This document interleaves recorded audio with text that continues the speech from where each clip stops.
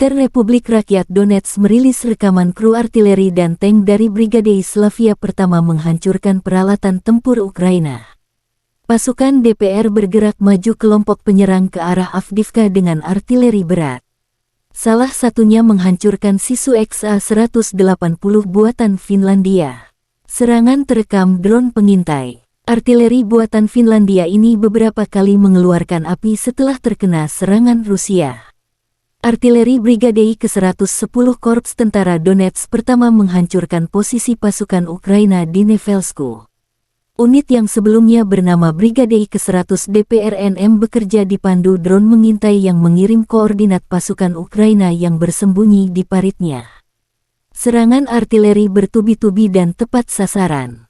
Serangan terekam drone pengintai. Video dirilis militer Donetsk tanggal 27 April. Kerugian Ukraina akibat serangan ini belum dihitung. Juru bicara Kementerian Pertahanan Federasi Rusia Letjen Igor Konasenkov mengatakan, secara total, Ukraina kehilangan 413 jet tempur, 228 helikopter, 3.882 kendaraan udara tak berawak.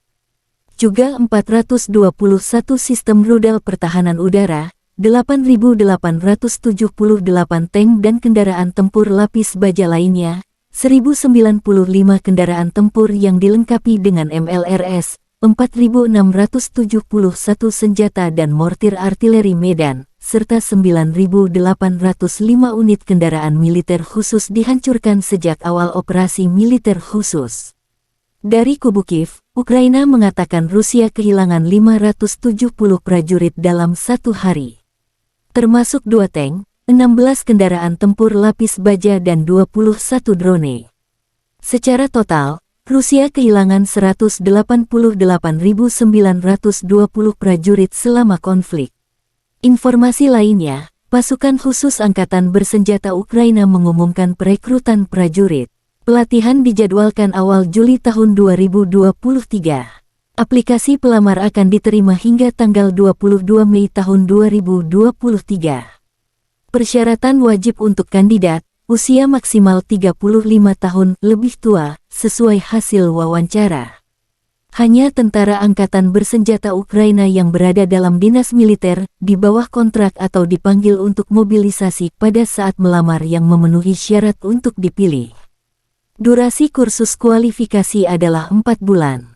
Lulusan pelatihan dijamin akan menerima posisi di unit militer pasukan operasi khusus Angkatan Bersenjata Ukraina.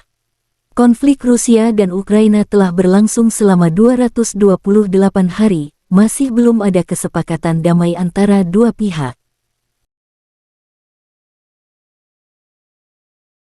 Terima kasih sudah nonton, jangan lupa like, subscribe, dan share ya!